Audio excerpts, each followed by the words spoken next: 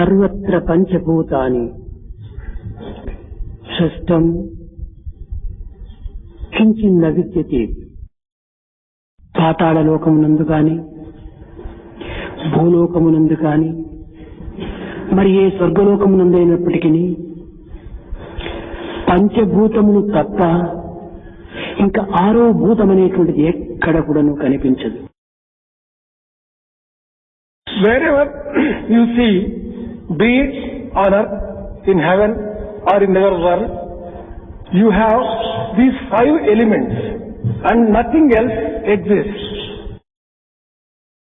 కనుక దేనిని ఆశించినప్పటికీ, దేనిని విసర్జించినప్పటికీ, దేనితో సంయోగం కలిగినప్పటికీ, దేనితో వియోగం సంభవించినప్పటికీ పంచభూతముల యొక్క పరిణామము తప్ప అన్యము కాదు. Whatever you desire, whatever you get, whatever you aspire for, whatever you lose, whatever is the separation, all these things are nothing but changes and manifestations of five elements. ఈ పంచభూతములు నశ్వరమైనటువంటివి. These five elements are impermanent. నిరంతరము మార్పు చెందేటువంటివి. Continuously they will be undergoing change. నేడు వికసించినటువంటి పుష్పము రేపటికి వాడిపోతుంది. The flower which has blossomed today gets dried up tomorrow. రేపు వాడిపోయిన పుష్పము మరునాడు కుళ్ళిపోతుంది. The one which is dried up, the flower which is dried up tomorrow, that a day later it gets rotten. నేడు వండిన అన్నము రేపటికి పాచిపోతుంది. Food which is cooked today, it becomes stale tomorrow. పాచిపోయిన అన్నం పక్వానికి రాదు. The one food which has become stale, again it will not get back its original state. తదుపరి అది విషముగా మారిపోతుంది. The same food becomes poison in the next stage. నేడు అందచందముగా ఉండినటువంటి ఆకారము కొన్ని వర్షములకు వికారముగా మారిపోతుంది. The form which is all beautiful today becomes ugly after a few years. నేడు చంద్రుని యందు ఉన్నటువంటి అణువు రేపు భూలోకానికి దిగవచ్చు. The atom in the moon, it may get down to earth. నేడు భూమిపై ఉన్నటువంటి అణువు రేపటి నువ్వు చంద్రమండలాన్ని చేరవచ్చు. The atom which is prevailing in the earth today, it may go to moon tomorrow. ప్రతి 7 సంవత్సరంలో కూడాను మానవుని దేహమునందున్నటువంటి యొక్క అణువులన్నీ కూడాను పూర్తిగా మారిపోతాయి. Once in 7 years, all the atoms which constitute the human body undergo a total change. ఇచ్చి అణువుతో కూడినటువంటి యొక్క ఇంద్రియములను స్థిరముగా భావించి అవే సత్యములను విశ్వసించి వాటి వెంట వెంటాడటం ఇది సరి అయినటువంటి యొక్క కర్తవ్యం కాదు.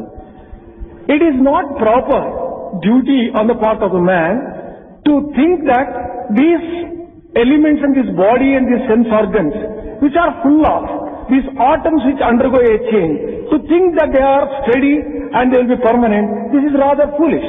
ఇవి కేవలము బాహ్య సంబంధమైనటువంటి విషయములు మాత్రమే వెంటాడుతూ ఉంటాయి. Only the external senses will be hankering after them. వీటిని 24 తత్వములతో కూడినటువంటి మాయా స్వరూపమని కూడాను నిరూపించింది Bhagavad Gita. Bhagavad Gita has also proved that this particular phenomenon consists of 24 principles. ఇంకా ఆత్మతో కూడి 25 తత్వములతో నిండినటువంటిదని కూడాను నిరూపించాడు Balaraju. Balaraju has also said that along with Atma, this becomes 25 principles. వీటిని మనం సులభంగా అర్థం చేసుకునే వలన 5 కర్మేంద్రియములు, 5 జ్ఞానేంద్రియములు, 5 ప్రాణములు, 5 కోశములు, మనస్సు, బుద్ధి, చిత్తము, అహంకారము ఇవన్నీ చేర్చి 24గా తయారవుతుంది. To understand these things clearly, these 10 sense organs and 5 elements and 5 seeds, intelligence, mind and ahankara, egoism, బుద్ధి, intelligence, all this will make 24. ఇంకా ఆత్మతో కూడినప్పుడు 25గా రూపొందుతుంది. Along with Atma, it becomes 25. ఈ 24 అవిద్యా లక్షణములైనటువంటివి కనుక, అవిద్యా వస్తువులైనటువంటివి కనుక, ఈ అవిద్యా వస్తువును లెక్కించేటువంటి యొక్క దీనిలో ఈ సాంఖ్యము కొంత సహాయకారైనటువంటిది కనుక దీనికి సాంఖ్యయోగము అని పేరు వచ్చింది. This chapter is called Sankhya Yoga because this helps us to understand these 24 principles which reflect in our ignorance. శబ్ద స్పర్శ రూప రస గంధం. Sound, touch, sight and Shabda, Sparsha, Rasa, taste and smell. These are the 5 elements. ఇంకా కర్మేంద్రియమైనటువంటివి కన్ను, ముక్కు, చెవు, నోరు, చర్మం. The 5 karmendriyas are eye, ear, tongue, skin and nose. కన్ను ఉండవచ్చును, అది కర్మేంద్రియము, కానీ దృష్టి లేకపోవచ్చు. There may be an eye, but you may not have sight. కనుక కన్ను కర్మేంద్రియము, ఆ దృష్టియే జ్ఞానేంద్రియము. Eye is karmendriya and the sight is gnanendriya. నోరు ఉండవచ్చును, కానీ మాట్లాడలేకపోవచ్చు. You may have mouth, but you may not be able to speak. నోరు కర్మేంద్రియము, మాటలు లేకపోవటం జ్ఞానేంద్రియం. Mouth is karmendriya, speech is gnanendriya. అనేక మందికి చెవులు ఉంటుంటాయి కర్మేంద్రియములు, కానీ వినిపించవు. A number of people will have ears, but they may not be able to hear. కనుక నీ కర్మేంద్రియములతో కూడినటువంటివి జ్ఞానేంద్రియములు, జ్ఞానేంద్రియములతో చేరినటువంటివి కర్మేంద్రియములు. Therefore, there is an inextricable relationship between karmendriyas and gnanendriyas. కనుక కర్మేంద్రియములు 5, జ్ఞానికి అంతర్భావంతో శక్తి సామర్థ్యము నిరూపించేటువంటి జ్ఞానేంద్రియములు 5, ఇవి 10. Karmendriyas, motor organs, they are 5, and along with this, the inner ones and the subtle ones which are associated with sense organs, they are 5. ఇంకా కోశములు 5. Sheaths are 5. అన్నమయ, మనోమయ, ప్రాణమయ, విజ్ఞానమయ, ఆనందమయ. Annamaya relating to the body, Pranamaya relating to the life breath, Manomaya mind, and Vijnanamaya intelligence, and Anandamaya bliss sheath. ప్రాణ, అపాన, వ్యాన, ఉదాన, సమాన, ఇవి పంచభూతములు, పంచప్రాణములు. Pancha pranas are Prana, Pana, Vyana, Udana, Samana. ఇవి అన్ని చేర్చి 20 అవుతుంది. All these put together will be 20. మనస్సు, బుద్ధి, చిత్తము, ఇంద్రియ, అహంకారము, ఈ 4 చేర్చి 24 అవుతుంది. Mind, intelligence, heart, intelligence and ahankara, egoism. ఇవన్నీ కూడాను కేవలము అవిద్యా ప్రభావముతో ఉండినటువంటి వస్తువులు కనుక వీటిని లెక్కించడం వల్ల దీనికి సాంఖ్యము అని వచ్చింది. All these 24 are influenced by ignorance, and as these are counted in this particular chapter associated with the number, therefore they are called Sankhya Yoga. కనుక ఇట్టి మార్పు చెందేటువంటి ఇంద్రియముల ద్వారా మార్పు చెందినటువంటి ఆనందం మనకి ఏ రీతిగా లభిస్తుంది? With the help of and through these sense organs which undergo a change, how can we arrive at and attain a bliss which is not influenced by these things? మనం అనుభవించేటువంటి ఆనందములన్నీ కూడాను దుఃఖ కారణములైనటువంటివి. All the joys we experience are likely to just get us sorrow only. కనుక ఇవి శాశ్వతమైనటువంటివి కావు. These are not permanent things. ఇవి వచ్చి పోయేటువంటివి. These are things which are likely to come and then they go. కనుక వీటిని మాత్రం నీవు విశ్వసించి నీ ఇంద్రియములను పెడమార్గం పట్టించుకోవద్దు అని కృష్ణుడు బోధించాడు. Krishna has taught, don't believe these sense organs and go the wrong way in that belief. ఎంతటి విద్యావంతుడైనా, ఎంతటి అధికారి అయినా, ఎంతటి పదవి ఉండినప్పటికీ, ఎంతటి సిరి సంపదలతో కూడిన వాడైనప్పటికీ ఇంద్రియములను నిగ్రహించుకొని లేకుండా వాడికి శాంతి అనేటువంటిది లభించదు. However much educated a person be, whatever position he may hold, whatever office he may hold, however rich he may be, unless he has control of senses, he will not be having peace of mind. కనుక శాంతి అనేటువంటిది ఇంద్రియ నిగ్రహం ద్వారానే మనకు లభిస్తుంది. Therefore, one can obtain peace of mind only by controlling the sense organs. ఈ విధమైనటువంటి ఇంద్రియ నిగ్రహ నిమిత్తమై ఈ సాంఖ్యయోగంలో అనేక విధములుగా కూడాను అర్జునుడికి బోధించాడు కృష్ణుడు. Krishna has taught in a number of ways in this particular chapter, Sankhya Yoga, the method of controlling the sense organs. ఈ ఇంద్రియ నిగ్రహం ఏ రీతిగా మనం చేయటం, How to control the senses.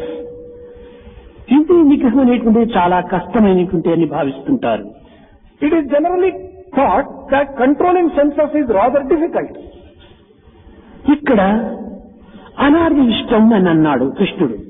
Krishna has used the word anaryustam. అనార్య దుష్టం Anaryustam. అనగా ఆర్యులని అనార్యులని రెండు తెగల వారు ఉంటున్నారు. It means that there are two types of persons, Aryans and Anaryans. సన్మార్గమును,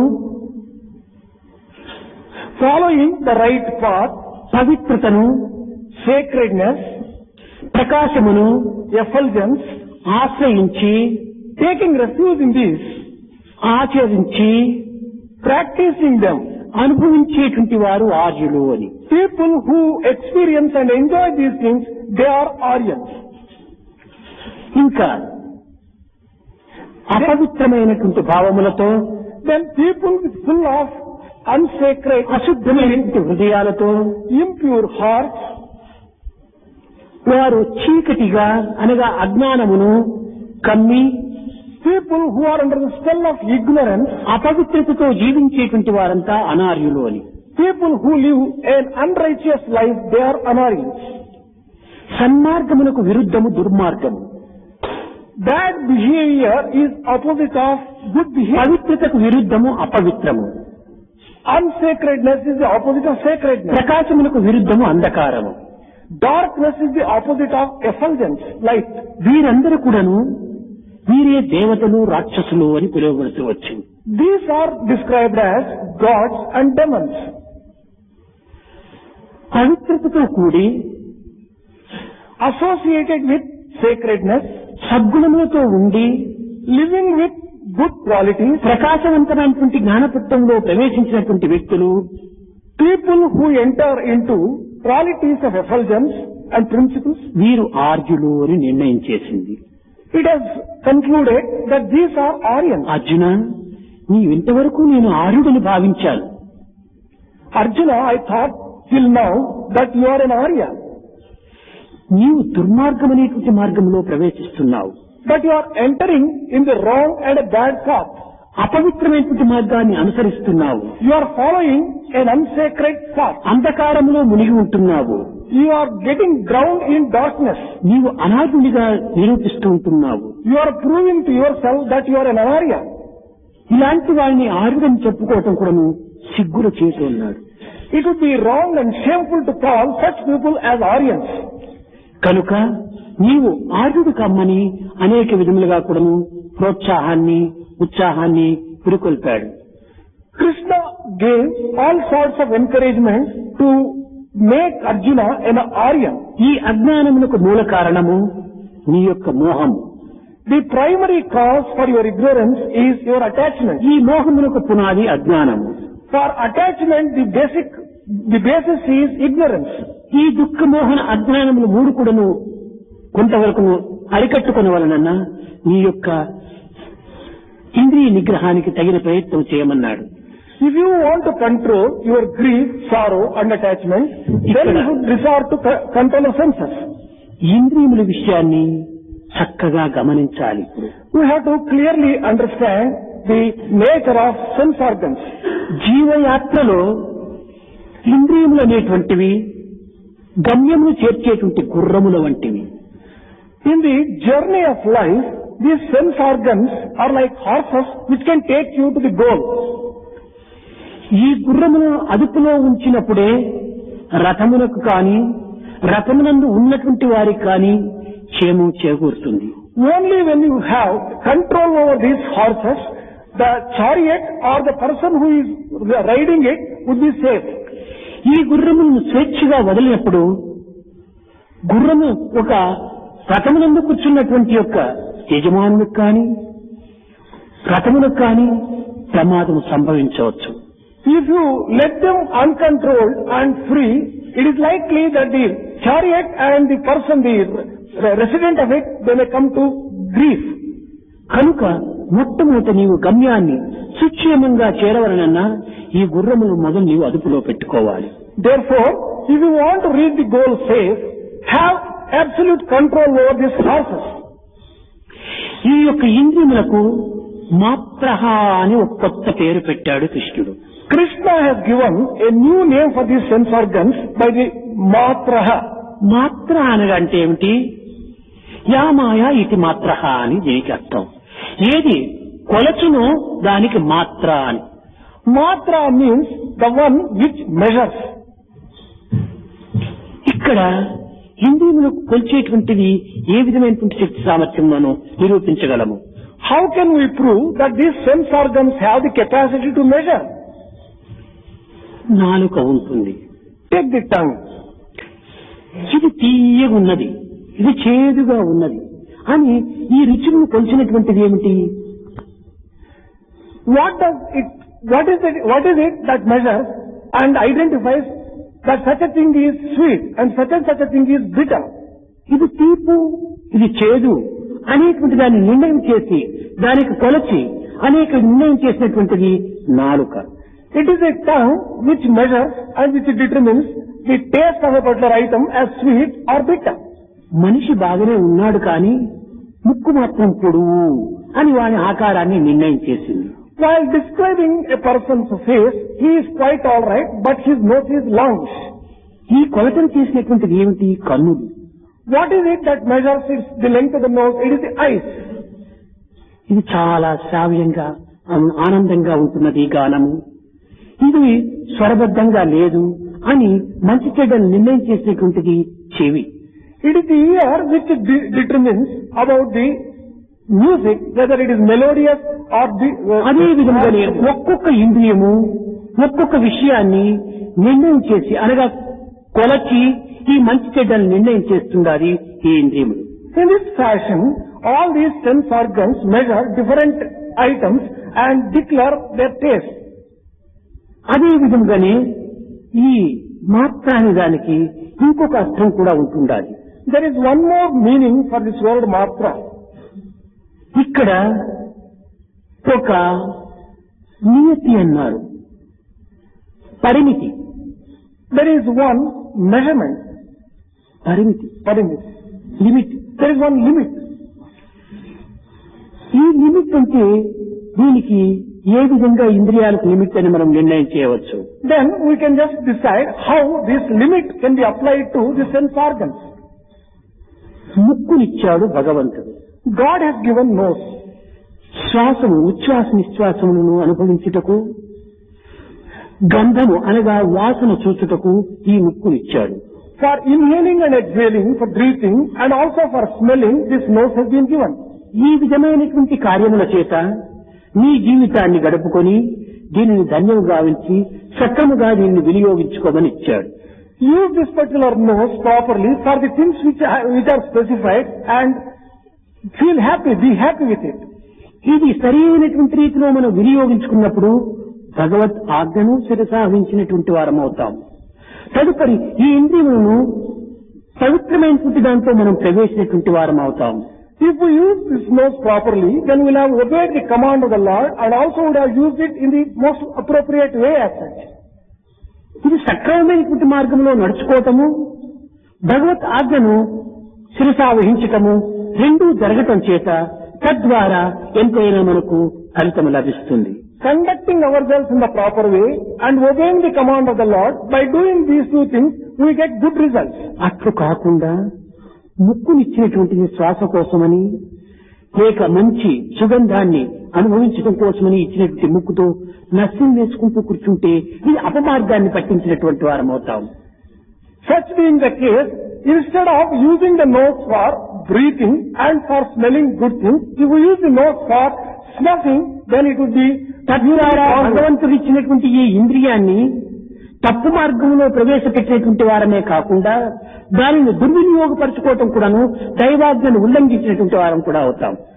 By using it for taking snuff would have misused the nose which has been given by God, and not merely that, would have disobeyed the command of the God. The Lord. నాలుకనిచ్చాడు. Tongue has been given to us. నాయన నువ్వు మధురమైనటువంటి మాటల చేత ఇతరుల హృదయాన్ని బాధించకు అని చెప్పారు. Child, use this particular tongue to talk sweetly and not to hurt others' hearts. మధురమైనటువంటి మాటలతో వారిని ఆనంద పెట్టాలి. Should give them joy by speaking sweet. హృదయానికి బాధ కలిగేటువంటి మాటలు ఈ యొక్క నాలుక ద్వారా ప్రవేశపెట్టకూడదు. You should not use words which hurt the feelings of others. అంతేకాకుండా సాత్విక ఆహారమును, పవిత్రమైనటువంటి ఆరోగ్యకరమైనటువంటి ఆహారమును భుజించమని చెప్పాడు. Not merely that, use the tongue to take sattvic and healthy food. దేహములకు సంబంధించినటువంటి యొక్క విటమిన్స్, ప్రోటీన్స్, ఇలాంటి శక్తి సంబంధమైనటువంటి యొక్క పదార్థములు కూడా భుజించమని చెప్పాడు. Take food which is full of vitamins which can give you the strength for the body. అంతేకాని ఈ నాలుకతో సిగరెట్లు, బీడీలు, చుట్టలు త్రావటము, మద్యపానము సేవించటము, మాంసమును భక్షించటము, ఈ విధమైనటువంటి యొక్క వృత్తుల చేత భగవంతుడు ఇచ్చినటువంటి ఈ యొక్క ఇంద్రియాన్ని మనం దుర్వినియోగపరిచినటువంటి వారం అవుతాం, భగవత్ ఆజ్ఞను ఉల్లంఘించినటువంటి వారం అవుతాం. On the other hand, if we use the tongue for smoking cigarettes and for drinking alcohol and for taking mutton and such other things, we would have misused and disobeyed the command of the Lord.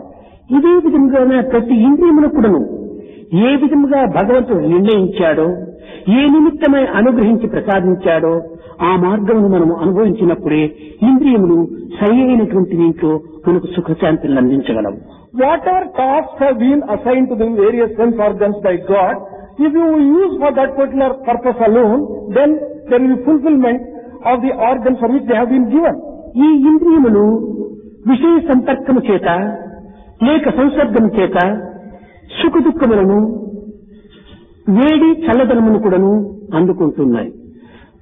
These sense organs, when they come in contact with the objects of senses, then they get heat and cold, they get joy and grief. కేవలం ఇంద్రియములు ఉండినంత మాత్రమున మనకు సుఖ దుఃఖములు ఏమాత్రం కూడాను కలగవు. ఇంద్రియములు విషయముతో కూడినప్పుడే సుఖ దుఃఖాలకు కారణమవుతుండాలి. By merely having sense organs, you don't get either joy or grief. Only when the sense organs come in contact with these sense objects, you get the joy or grief. నీవు ఇక్కడ ఉన్నావు, You are here in the house. నీ చెవు ఇక్కడే ఉంటుండాలి. ఇంద్రియం Your ear also is here with you. ఏదో నీ గ్రామం లోపల ఏదో జరిగి ఉంటుండాలి. Something has happened in your village. మంచి కాని చెడ్డ కాని, Be it good or bad, అక్కడ విషయం ఉంది, ఇక్కడ ఇంద్రియం ఉంది. there is something which has happened there and your ear is here. కానీ నీకు సుఖం కాని లేక దుఃఖం కాని, ఆనందం కాని లేక విచారం కాని రెండూ లేవు. Happiness or grief, joy or sorrow, you don't get from this. అది ఏదైనా ఒక ఫోన్ ఏగిన వచ్చి, అయ్యా ఈ మంచి విషయం జరిగిందంటే చాలా కుంగిపోతున్నావు, ఈ చెడ్డ విషయం జరిగిందంటే విచారంలో కుంగిపోతున్నావు. If you get a phone call and come to know what has happened in the village, if it is a good thing, then you get joy. If it is a bad thing, you get grief. ఇంద్రియములకు విషయం చేరినప్పుడే సుఖ దుఃఖములకు కారణమైపోతాం. Only when the sense object is associated with the sense organ, that leads to joy or grief. కనుక విషయములు ఉండినప్పటికీ విషయము మార్పు చెందేటువంటి ఇంద్రియములకు దానికి ఏమాత్రం కూడా చేర్చుకోకుండా చూసుకోవాలి. There may be sense objects, but you will have to take care to see that sense organs do not come in touch with sense objects. ఇవన్నీ కూడా అనిత్యములైనటువంటివి. These are all impermanent things. ఇవి నిజంగా కూడా శాశ్వతమైనటువంటివి కాదు. These are really not permanent ones. ఈ విషయాన్ని మనం ఒక్కొక్క చిన్నదానిని మనం చేర్చుకుంటూ పోవటం చేత మన జీవితము మరింత మాలిన్యంగా మారిపోతుండాలి. By taking small things though, our life becomes impure. ప్రపంచంలో అనేక జీవులు ఉంటున్నాయి. There are a number of living beings in the world. ఇక్కడ కొన్ని ఇంద్రియముల చేతనే అవి కట్టుబడిపోతుంటాయి. These living beings become victims of one or two of these sense organs. కురంగ, మాతంగ, పతంగ, మీన బృంగముల వలె అన్నాడు. కురంగ, మాతంగ, పితంగ అనగా కురంగం అనగా జింక. Kuranga means deer. ఇది శబ్దముతోనే స్తంభించిపోతుందట. This is controlled and is a victim of the sound. శబ్దంతోనే కొంచెం వరకు తాను కట్టుబడిపోతుంది. It is bound by this sound. మాతంగ ఏనుగు, Matanga, elephant. ఇది స్పర్శతో కట్టుబడిపోతుంది. This is controlled and bound by touch. ఈ విధంగా కొన్ని జంతువులు ఒక్కొక్క శబ్ద స్పర్శ రూప రసగంధాదులతో In this way, a number of animals, different animals, are bound by different. పతంగము అని, పతంగం అనగా మిడత. Patanga is the next one. అది లైట్ ను చూసిన తక్షణమే అది వచ్చి దాంట్లో కూలిపోతుంది. The moment it happens to see light, it would like to get itself burnt and joined by joining it. మీనము చేప. Next one is fish. చేప ఇది రసమునకు అనగా ఎర్ర యొక్క రసమును చూస్తే అది బంధింపబడిపోతుంది. Fish is bound by its taste and tongue. తుమ్మెద, be ఇది వాసన చూసేటప్పటికే పుష్పంలో ప్రవేశిస్తుంది. By the power of smell, it enters the flower and gets bound. కురంగ, మాతంగ, పతంగ, మీన బృంగముల వలె అని ఈ ఒక్కొక్కటి ఒక్కొక్క ఇంద్రియములకు ఒక్కొక్క విషయానికి మాత్రమే కట్టుబడిపోతున్నాయి. All these five, they are bound by, each one of them is bound by one sense organ. కానీ మానవుడు అన్నింటికీ కట్టుబడిపోతున్నాడు. But man is bound by five of them. శబ్ద స్పర్శ రూప రసగంధాదులకు కట్టుబడిపోతున్నాడు. Sound, touch, taste, and all these five types of organs he is controlled. కనుక ఈ యొక్క చేత కంటే, తుమ్మెద కంటే, ఏనుగు కంటే, జింక కంటే, మిడత కంటే కూడా హీనమైపోతున్నాడు మానవుడు. Therefore he is becoming lower and meaner than all these five animals. దీనికి ఒక చిన్న కథ. There is a small story to illustrate this. ఒకానొక సమయం లోపల దక్షిణామూర్తి దేశ సంచారం చేస్తూ వచ్చాడు. Once upon a time, Dakshinamurti undertook a tour of the country. ఈ సంచారంలో దక్షిణామూర్తి ఒక్కొక్క వస్తువును, ఒక్కొక్క విషయాన్ని తాను గురువుగా స్వీకరిస్తూ వచ్చాడు. In this tour, he considered each one of the elements and each one of the objects as his guru. దక్షిణామూర్తికి 34 మంది గురువులు ఉన్నారని కొంతమంది, 64 మంది గురువులు ఉన్నారని కూడా కొంతమంది చెప్తారు. Some people say Dakshinamurti had 34 teachers. Some people say that he had 64 teachers. ఒకనాడు వస్తూ ఈ సముద్రానికి దగ్గరకు వచ్చి ఇసుక దిన్న పైన కూర్చొని ఆ సముద్రం యొక్క అలలను ఆశ్చర్యంగా, ఆనందంగా తిలకిస్తున్నాడు. Once he happened to go to the shore of a ocean and he was enjoying the waves and the various aspects of the ocean. ఒక్క నిమిషంలో ఏదో గాలికి ఒక చెట్ట వచ్చి పడింది ఆ సముద్రంలో. One wave brought and threw a dust on the shore. తక్షణమే ఈ సముద్రము ఒకదానిపైన ఒకటి అలను పంపించి ఆ చెత్తను గట్టుకు నెట్టించింది. And the moment this dust fell into the ocean, waves came one after another and threw this dust out of this ocean. Dakshinamurthy అనుకున్నాడు, అనంతమైన సముద్రము, అగాధమైన లోతు కలిగినటువంటి ఈ సముద్రము ఒక్క చిన్న చెత్త వచ్చి దాంట్లో పడితే దానికి ఏమి నష్టము, ఎందుకోసం ఈ విధంగా దీనికి ఇంత తీవ్రంగా దాన్ని తక్షణమే దీన్ని వెనుకకు నెట్టివేస్తుండాలి అని యోచించాడు. Dakshinamurti thought for a while, ocean such vast and such deep as it is, why should it throw away small little dust? Could it not absorb and take it? తదుపరి ధ్యాన నిష్ఠుడయ్యాడు. Then he went into meditation. చేసి దీని యొక్క అంతరార్థాన్ని గుర్తించాడు. In that meditative mood, he understood. ఈనాడు కొంత చెత్త వచ్చి తన పైన పడితే దాన్ని తాను ప్రవేశపెట్టుకుంటే అదే విధంగానే చెత్త చెత్త చెత్త చెత్త దండిగా వచ్చి కట్టగలిపటికి సముద్రము రూపణమని కూడా మరిపింపు చేస్తుంది.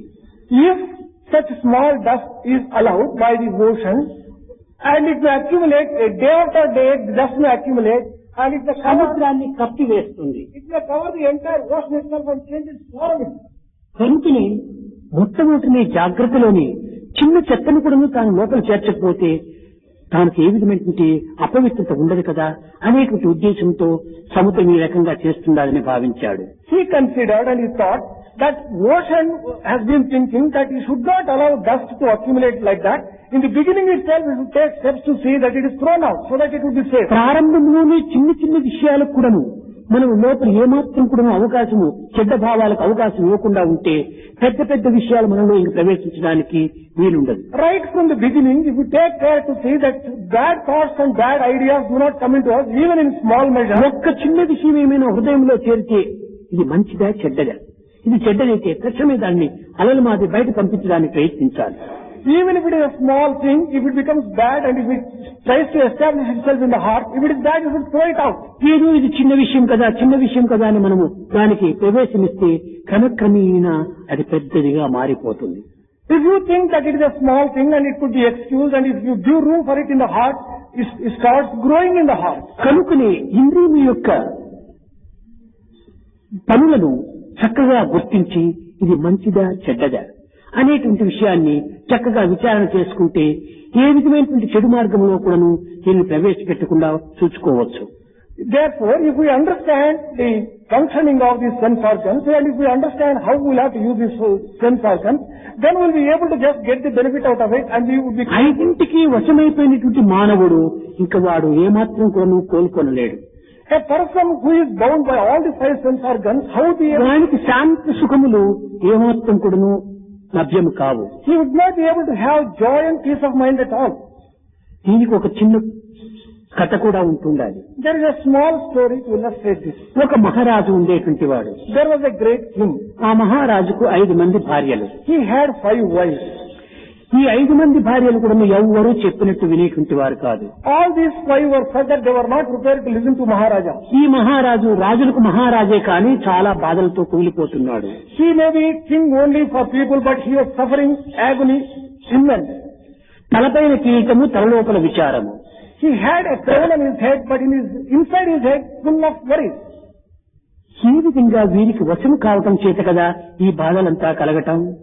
నిజంగా భార్యకు వశులు కానటువంటి వారు ఎవరైనా ఈ లోకంలో ఉన్నారా అని విచారించాడు.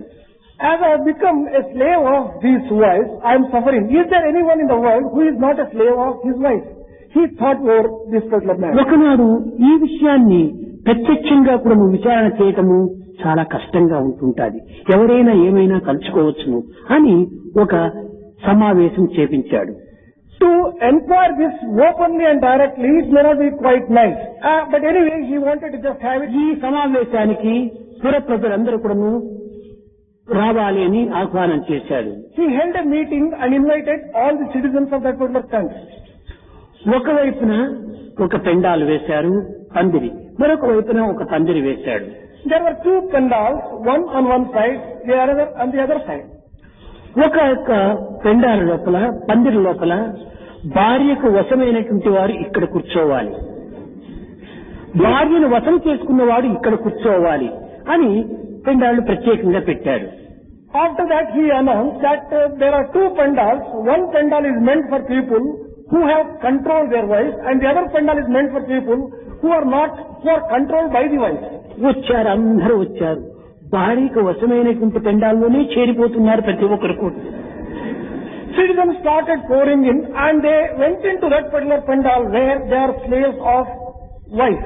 చూచాడు, కొంచెం ధైర్యం తెచ్చుకున్నాడు. ఇంతమంది ఉంటున్నారు కదా నా రాజ్యంలో, నేనొక్కడు మాత్రం ఉండటంలో తప్పే వచ్చింది అనుకున్నాడు. He observed this phenomenon and he got a little courage and told to himself that he is not the only one. There are quite a few people like him who are... సభ ప్రారంభం కావడానికి ముందుగా ఒక్కడు మాత్రం వచ్చి భార్యను వశము చేసుకున్నటువంటి పెండాల్లో నిల్చుకున్నాడు. Just before the commencement of the meeting, one person tickled in and he just went into that pandal where it is meant for people who have controlled their wives. చాలా సంతోషించాడు, ఒక్కడైనా ఉంటున్నాడు కదా అని. King was overjoyed, thinking that at least there is one who has control. అతని దగ్గరికి పోయి స్వాగతం చేసి, మహానుభావుడవు నీవు ఈ భార్యను వశం చేసుకున్నటువంటి వాడిగా ఉంటున్నావు అని అతను అనేక రకంగా వర్ణించాడు. He went to him, addressed him. He was so happy. He said that you are one who has controlled the wife. ఈమెను వశం చేసుకోవటానికి ఏ విధమైనటువంటి మార్గాన్ని నువ్వు అనుసరించావు అని ప్రశ్నించాడు. What is the path and way taken to exercise control your wife? He questioned him. చెప్పాడు, మహారాజా నేను భార్యకు వశమే కానీ భార్య నా వశం కాదు అన్నాడు. He said, no, I am controlled by her and I have not controlled her. అయితే మరి ఈ పెండాలను ఎందుకు నిల్చుకున్నావు అన్నాడు. Then king asked, why did you come into this pandal? మా భార్య చెప్పింది.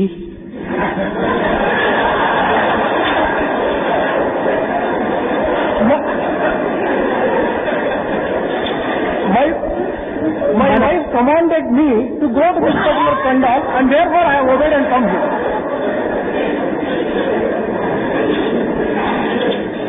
పుర ప్రజలంతా ఎక్కడ నిల్చుంటారో అక్కడ నువ్వు ఉండకూడదు. My wife నీవు ప్రత్యేకంగా పోయి ఉండాలి, నీవు ప్రత్యేకంగా పోయి ఉండాలి అని శాసించింది అన్నాడు. My wife commanded that I should not join and go into the pandal where all the people go. I should be separate and I should go to a separate pandal. Therefore I obeyed her. అట్లా ఉండడానికి వీలు కాదు, వీరందరూ పోయిన చోటే నీవు కూడా పోయి ఉండాలని మహారాజు చాలా గట్టిగా చెప్పాడు. Maharaja told very firmly, no, you cannot be in this pandal. You go and just be in the other pandal only. అప్పుడు ఈ మనిషి చాలా కఠినంగా కూడాను నమస్కారం చేస్తూ, స్వామి మహారాజా, మీరు శిక్షించినా పర్వాలేదు, నా ప్రాణం తీసినా పర్వాలేదు, నా భార్య మాటను నేను తట్టుకున్నాను. This citizen declared to the Maharaja, Maharaja, he told in very strong terms, you may punish me, you may do anything, but I am not prepared to disobey my wife and go to the other అప్పుడు ఈ pandal. మహారాజా అనుకున్నాడు, లోకములో దీనికి లొంగిపోవటం చేత ఈ విధమైనటువంటి బాధలకు గురి అయిపోతున్నామని. అతనే మహారాజు అనేటువంటి వాడు మనస్సు. అతనికి 5 మంది ఈ ఇంద్రియములే భార్యలు. ఈ ఇంద్రియాలకు లొంగినటువంటి వాడు వీడు మహారాజు అయినప్పటికీ వీడు బాధలకు తప్పినవి కావు. That king then thought that there are no people who are not slaves of their wives, and that particular king is the mind. అది ఇది పూర్తి చేయడానికి ఎవరి తరమూ కాదు. It is not possible to satisfy them. కన్ను కోరుతుంది, నేను అందమైనటువంటి దీన్నంతా చూడాలి, నేను అనేక విధమైనటువంటి యొక్క ప్రపంచం యొక్క సౌందర్యాన్ని నేను పరికించాలి, నన్ను అక్కడ తీసుకెళ్ళు అని తొందర పెడుతుంది.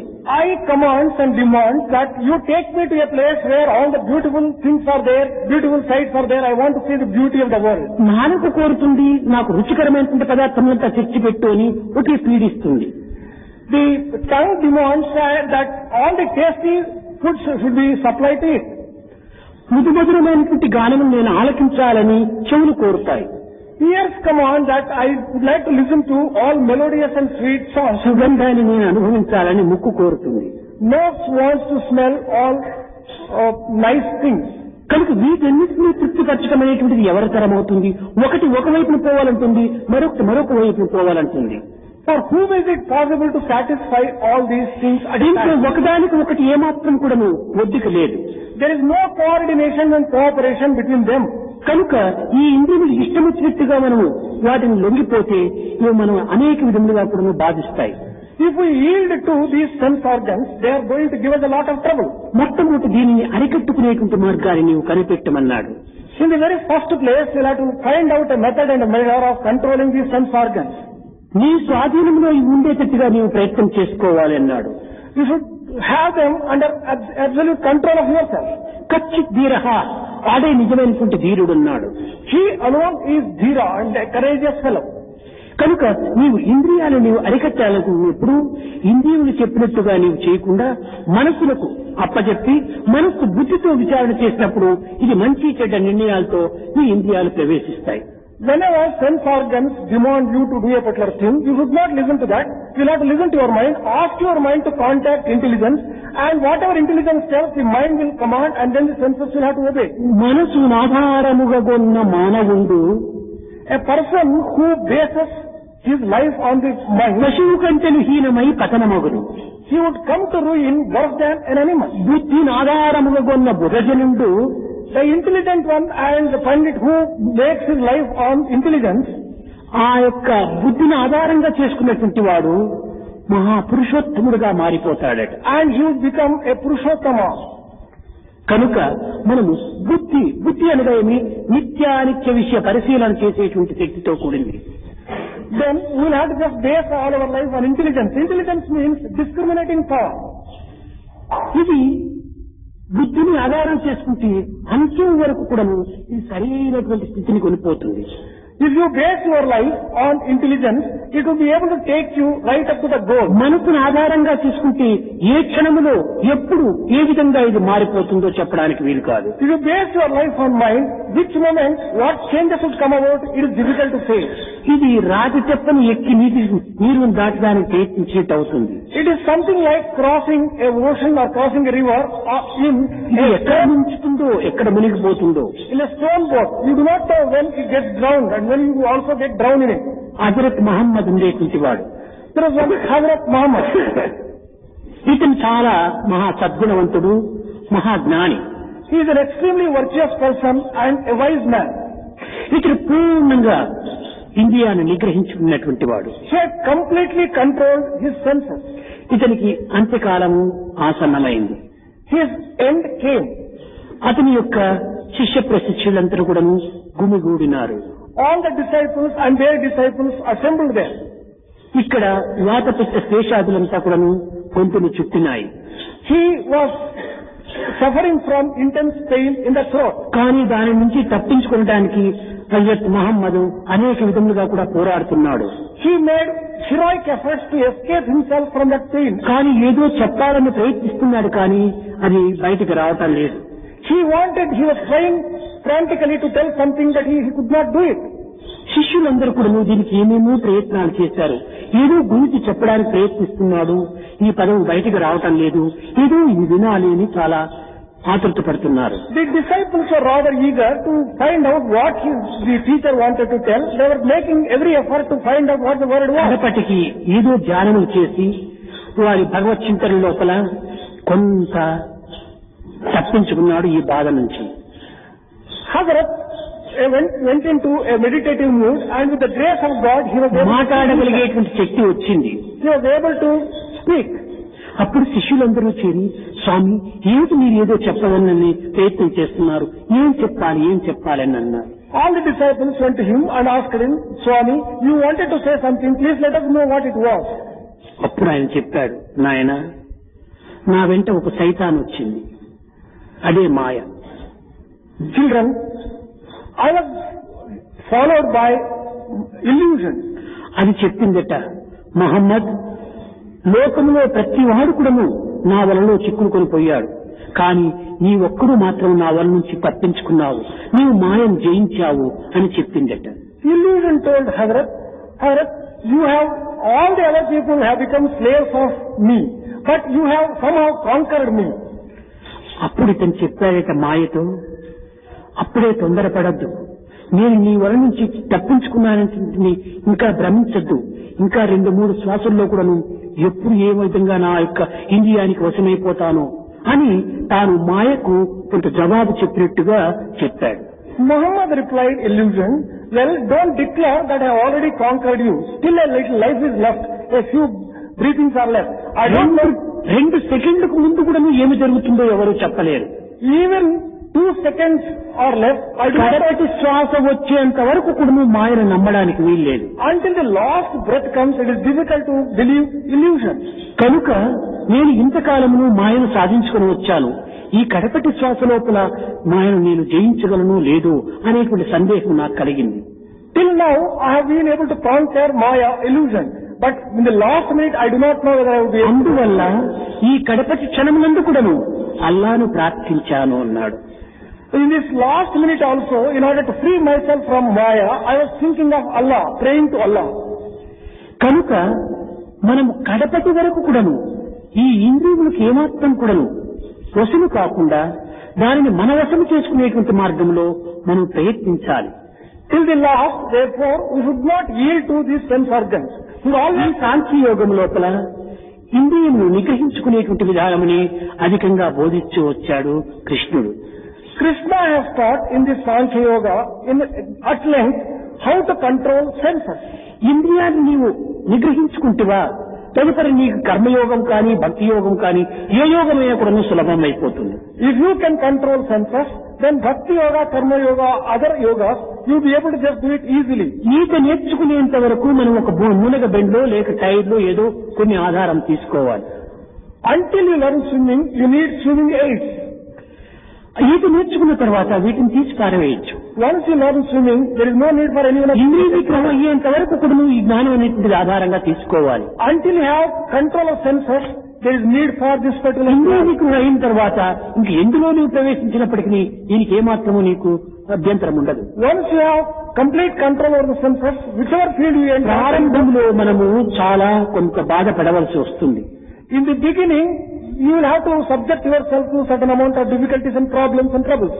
కారు డ్రైవింగ్ నేర్చుకోవాలనుకున్నప్పుడు ఒక విశాలమైన గ్రౌండ్ లో పోయి మనం దీనిని నేర్చుకోవడానికి ప్రయత్నించాలి. If you want to learn driving a car, you have to go into a open field and then practice. పూర్తి డ్రైవింగ్ నేర్చుకున్న తర్వాత ఈ చిన్న సందు గొంతుల్లో కూడా నువ్వు సులభంగా ప్రయాణం చేయవచ్చు. After you have mastered driving, then you can go into any street, you will be able to. అయితే నీవు నేర్చుకోవటమే సందు గొంతుల్లో నేర్చుకుంటే ఇంకా ఎన్ని విధములైనటువంటి దీంట్లోనైనా నీవు ప్రవేశించవచ్చు.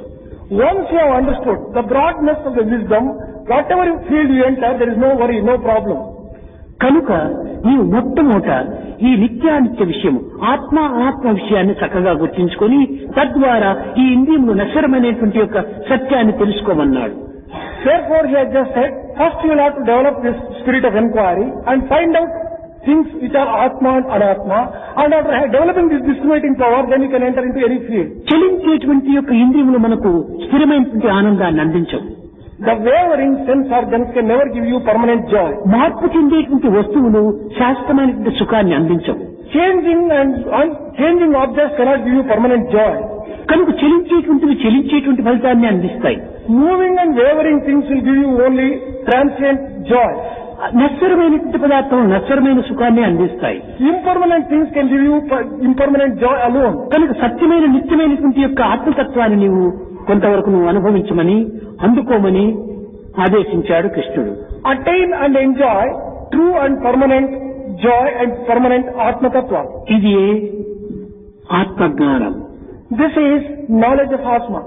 ఈ ఆత్మజ్ఞానమే గని లేకపోతే ఇంక ఎన్ని జ్ఞానం నుండి కూడాను మానవుడు ప్రయోజనం లేదు. If you do not have knowledge of Atma, whatever other education, other knowledge you have, it is absolutely useless. ఈ చదువులన్నీ కూడాను కేవలం పొట్టకూటి చదువులని బోధించాడు. All these educations are education to eke out a livelihood.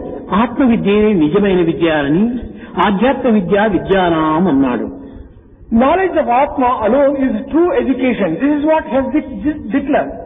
ఇక్కడ ఏకత్వం మనకు ప్రాప్తిస్తుంది. You will be able to just enjoy unity. అద్వైత దర్శనం జ్ఞానం ఏకత్వంగా ఉండినప్పుడు ఇంకా భిన్నత్వం పైన మనసే పోదు. Once you identify yourself with everything, there is no question. ఏదైనా రెండు వస్తువులు ఉండినప్పుడే ఒకదానిపైన ఒకటి కొంతవరకు భేదభావన కనిపించవచ్చు. Only when there are two entities, there could be some kind of difference and clash between them. ఒకటి ఉండినప్పుడు కాలమును వ్యక్తం చేయవు. దీనిలో ఒక విధమైనటువంటి యొక్క నిత్యానిత్య విషయ పరిశీలన చేయడానికి కూడా అవసరం ఉండదు. Once you experience that there is only one object, you don't waste time, and the question of discrimination then does not arise. అంతా ఒక్కటి. All is one. సర్వం విష్ణుమయం జగత్. The entire world is full of ఈ సత్యాన్ని నీవు గుర్తించవాలనంటే మొట్టమొదట ఈ చెలింపజేసేటువంటి ఈ భ్రమింపజేసేటువంటి ఈ ఇంద్రియాలను మొట్టమొదట అరికట్టమన్నాడు. If you want to really understand this particular truth, then you should control minds which are wavering and which are unsteady. ఇంద్రియములు చాలా ప్రమాదకరమైనటువంటివి. Sense organs are very dangerous. ఇది చాలా వేగంగా పరిగెత్తేటువంటి గుర్రముల వంటివి. They are something like horses which run very fast. ఈ కళ్ళములను మన చేతిలో గట్టిగా ఆగిన పట్టుకొని పోతే రథమును పాడు చేస్తుంది, మనములను కూడా భ్రష్టును భావిస్తుంది. If you don't have reins in full control, then it is likely that the chariot and all కనుకనే దేహమునే రథంగా భావించుకొని treat body as chariot, ఇంద్రియములనే గుర్రముగా పెట్టి sense organs as horse, మనసునే పగ్గములుగా తీసుకొని mind as rein, బుద్ధిని సారథిగా పెట్టుకొని intelligence as the జీవుడు ఇందులో ప్రయాణం అయిపోవాలి. and the jiva as the resident of this world earth, he has to travel.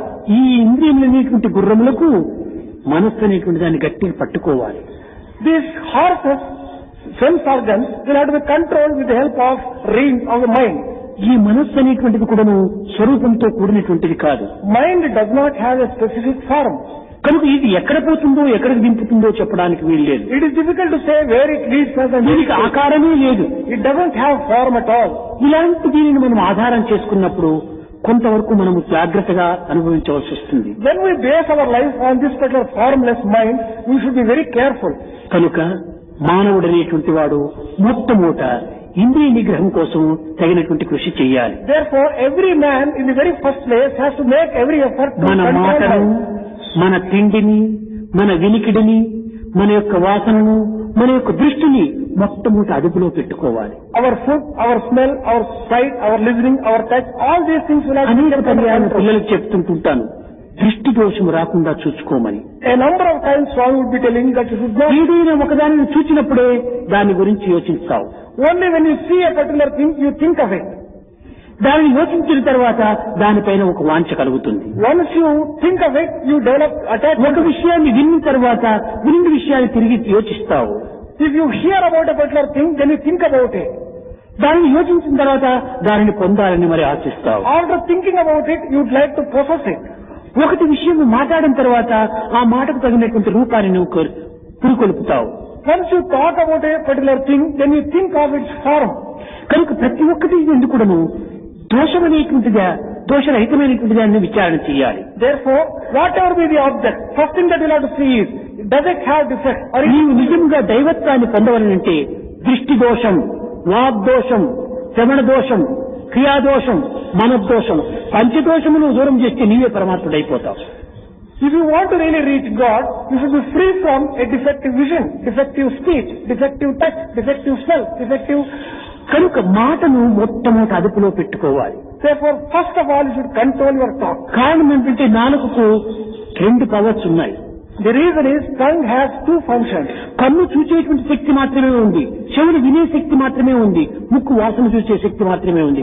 కానీ నాలుగు వట్ట కాదు, మాట్లాడుతుంది, రుచి చూస్తుంది, 2 ఉంటున్నాయి. మొట్టమొదటి దాన్ని జిహ్వే రసజ్ఞే మధురప్రియత్వం సత్యం హితం త్వాం పరమం వదామి ఆవర్ణయేథా మధురాక్షరాణి గోవింద దామోదర మాధవేతి. హే రసగలిగినటువంటి నాలుక, సత్యమెరిగినటువంటి నాలుక, ఇవత్ జాగ్రత్తగా మేలువు, దీనికి తగినటువంటి ఒక భగవత్ చింతన మాత్రమే చేయి, భగవత్ కార్యము ఎందే పాల్గొను అని దీనికి ఆదేశించాడు జయదేవుడు. Jayadeva has just said, eye has only one power, power of vision. Ear has power of hearing. Nose has power of smell. But the tongue has 2 functions to perform. It can speak and it can taste. ఇతరుల యొక్క మంచి చెడ్డలను మనం ఏమాత్రం కూడా విచారించే అధికారం మనకు లేదు. We don't have any right to think about others' good and bad. నీ మంచి చెడ్డలను నువ్వు విచారించి మంచిని అభివృద్ధి పరచుకో, చెడ్డను దూరం చేసుకో. You think of good and bad in you, develop good and destroy bad. ఇతరులను విమర్శించేటువంటి అధికారం కూడా నీకు లేదు. You don't have any right to criticize others. ఎందుకంటే నిన్ను నీవే విచారించుకోలేనటువంటి, విమర్శించుకోలేనటువంటి వ్యక్తి ఇతరులు ఏ రీతిగా నువ్వు విమర్శించే అధికారం నీకు కలుగుతుంది. If you do not have the power to inquire and look into your own self, how can you have the power to look into and comment about others? కనుక మొట్టమొదటి నిన్ను నీవు తరించుకో. Therefore, first get fulfillment in your own life. అప్పుడే నీవు ఇతరులు కూడా నువ్వు తరింపజేయడానికి అర్హుడవుతావు. Only after you save yourself, you can become an instrument to save others. కనుకని ఎవ్వరి యందు కూడాను మనము చెడ్డ పలుకులు గాని, చెడ్డ మాటలు గాని వారిపైన వినియోగించకుండా చూసుకోవాలి. Therefore, we should not use bad words against any person and bad look at any person. ఏదైనా మంచి మాటలు యందు, భగవత్ చింతన యందు, గానములు యందు, పాటలు యందు ఇలాంటి దీంట్లో కొంచెం కాలము సార్థకంగా గావించుకో. We will have to use all the time in good things, good music and good listening, good talk, etc. కనుక ఈ విధంగా ఇంద్రియాలను క్రమక్రమేణా వశంనందించుకున్నటకు సాధన. In order to exercise certain amount of ఈ control, అభ్యాస వైరాగ్యంలో దీనికి కూడాను అత్యవసరము. practice and detachment are essential for having control over the senses. ఈ వైరాగ్యం ఇవన్నీ కూడా అనిత్యములు అనేటువంటి వైరాగ్యాన్ని నువ్వు పూనుకుంటే ఇవి సులభంగా నీకు వశమైపోతాయి. If you feel and understand that these are all things which are impermanent, then you will develop detachment. ఈ విధంగా అభ్యాస యోగాన్ని మనం అభ్యసించి తదుపరి వైరాగ్యాన్ని కూడా నువ్వు కొంతవరకు నువ్వు పూనినప్పుడే ఈ ఇంద్రియ నిగ్రహం కూడా నువ్వు కావడానికి వీలవుతుంది. We will be able to have sense control only after we resort to practice and also detachment. మనము ఆర్యులము కాని అనార్యులము కాదు. We are all Aryans and not Anaryans. సన్మార్గంలో మనం ప్రవేశించాలి. We should enter into good and cultured path. పవిత్రాన్ని మనం అభివృద్ధి పరచుకోవాలి. We should develop sacredness. ప్రకాశాన్ని కూడా నువ్వు చేపట్టాలి. We should resort to effulgence. కనుకని మనము సన్మార్గంలో ప్రవేశించడానికి ఒక ప్రకాశం అనేటువంటిది ఉండాలి. ఆ ప్రకాశమే జ్ఞానం. Only if you have light, the light of wisdom, you will be able to just say to and resort to good వారే ways. దేవతలు. వారే దేవతలు. Those are gods. వీటికి విరుద్ధమైనటువంటి వాడే రాక్షసులు. Things and people opposite to this are demons. దుర్మార్గములకు కానీ, అపవిత్రతకు కానీ, అంధకారమును కానీ మనం ఆశించరాదు. Badness, darkness and wrong things you should never aspire for. కనుక మీరు రాక్షసులు చీకటిని ఆశిస్తారు అంటుంటారు. Therefore it is said, demons seek darkness. ఈ చీకటి రాముల దగ్గర వచ్చి సంభాషణ జరిపేసిన సమయం లోపల విభీషణుడు వచ్చి పడ్డాడు. విభీషణుడు వచ్చి రాముల పాదం పైన పడ్డాడు. Vibhishana came and fell on the feet of Rama. సుగ్రీవుడు చెప్పాడు, స్వామి, రాక్షసులు చీకటిని ఆశిస్తారు కానీ వెలుతురుని ఆశిస్తారా? కనుక వీడు రావణుని తమ్ముడు. ఇలాంటి వాడు అన్నము ద్వేషం చేసుకుని మీ పాదముల పైన పడినంత మాత్రాన మీరు అతన్ని రక్షించడానికి ప్రయత్నించడం చాలా ప్రమాదం అన్నాడు. Sugriva warned Rama, this particular person is the brother of Ravana, he is a demon, he would always love to have darkness. Just because he has just quarreled with his brother and come here, should not believe him. అన్నము ద్వేషం చేసుకునేటువంటి తమ్ముడిని నమ్మటం చాలా ప్రమాదమే అని అన్నాడు. It is rather dangerous to believe a brother who becomes an enemy of his elder brother and comes. రాముడు చిరునవ్వు నవ్వుతూ, సుగ్రీవ, నీవు మాత్రం అన్నం ద్వేషం చేసుకోలేదా? ఈ విషయాన్ని మొట్టమొదటి నీవు గుర్తించుకోమన్నాడు. Rama threw a sweet smile at Sugriva and told Sugriva, have you not become an enemy of your brother? First think of your own defense. ఎవరైనా సరియే నాకు, నీవాడని ఒకవరైనా, స్వామి నేను నీవాడని పాదముల పైన పడ్డాడు, వాడు నావాడి. ఏవాడైనా సరే వాడు నావాడే, వాడికి నేను అభయమిస్తాను, వాడు నేను ఒప్పుకున్నాను, వాడు నావాడు అన్నాడు. Rama declared that I would give protection to any person who says and falls at my feet and surrenders himself and says that I am yours. I do not care who it is. తర్వాత అంగదుడు కూడా ప్రశ్నించాడు. Then Angada also questioned Rama. స్వామి, అతనికి అభయం ఇచ్చావు, నీకు లంకను పట్టం కడతానని చెప్పావు, కానీ రేపటి నువ్వు రావణుడే వచ్చి స్వామి నేను నీవాడు అంటే ఇంకా అతనికి ఏ రాజ్యాన్ని కడతావు అన్నాడు. Swami, you have given protection to him and you have assured him that you would be making him the king of Lanka. But suppose Ravana himself comes and surrenders to you, and what kingdom will you give him? రావణుడికి అంత మంచి బుద్ధి కలిగితే నేను భరతుని చేత పట్టుకొని ఇది అడుక్కొని ఈ యొక్క అయోధ్యకి అతని రాజుగా చేస్తానన్నాడు. And if Rama gets such good ideas and he surrenders, then I will ask and beseech Bharata and make Ravana king of Ayodhya itself. నేను ఎవరిని అడిగేటువంటి వాడు కాదు. I never ask anyone. అడుక్కోవడం నా స్వభావం కాదు. Asking is not my కానీ నిజంగా రావణుడికి అంత మంచి బుద్ధి వస్తే నేను భరతుని కూడా అడుక్కుంటాను. If Ravana himself were to get such good thoughts, then I am prepared to ask Bharata himself and get king కనుక దైవత్వంలో ఇంత పవిత్రమైనటువంటి హృదయాలు, విశాలమైనటువంటి భావాలు నింపుకోవటం చేతనే జగత్తుకు ఆదర్శవంతమైనటువంటి స్వరూపంగా రూపొందింపచేస్తూ వచ్చాడు. Because the avatars have filled themselves with such sacred thoughts and such broad ideas, they have been able to set examples for the world. కనుక ఇవన్నిటికీ కారణం ఏమిటి? ఇంద్రియ నిగ్రహమే. What is the primary thing for all this? It is control of sense organs. దైవం యొక్క హస్తంలో ఉంటున్నాయి సర్వేంద్రియములు. All the sense organs are. ఎవడు ఇంద్రియాన్ని వశం చేసుకుని ఉంటుంటాడో వాడు ఎట్టి కార్యైనా చేయడానికి సమర్థుడే అవుతాడు. Whoever controls, వాడు చేయలేనిటువంటి పని ఒక్కటి ఉండదు లోకంలో. There is nothing which a person who controls sense organs cannot achieve in the world. ఒక్క క్షణం లోపల కూడా సృష్టిని కూడా చేయగలడు. He can even create. ఇంద్రియాలకు వశము కావటం చేత సృష్టికి లొంగిపోతున్నాడు. If any person becomes a slave of sense organs, he is ఆశకు దాసుడైన జగమంతటికి తను దాసుడే కదా. If he becomes a slave of desire, he is a slave of the entire world. ఆశ జయించి వానికి అనేమును దాసులు లోకులెల్ల, ఆశని జయించిన వానికి లోకమంతా వానికి దాసులైపోతారు. If he can conquer desire, he will have conquered the entire world and everyone else. ఆశకు లోనైనటువంటి వాడు దేశానికంతా లోకమైపోతాడు. If a person becomes a slave of desire, he is a slave of the entire world. కనుక నీవు ఇంద్రియాలకు నీవు దాసుడు కారాదు, నీకు ఇంద్రియాలు దాసత్వాన్ని పొందాలి. Therefore, you should not become a slave of sense organs. Sense organs should become your అప్పుడే slave. నా కార్యంలో నీవు ప్రధానమైనటువంటి ఒక కర్తగా రూపొందుతావు. Then only you will be able to become an instrument in my mission. Arjuna, లెమ్ము, నీ ఇంద్రియాన్ని నిగ్రహం చేసుకునేటువంటి ఉపాయం తెలుసుకో. Arjuna, arise, Try to understand the method of controlling your ఈ శోకంతో నీవు కుంగి పొంగిపోవద్దు.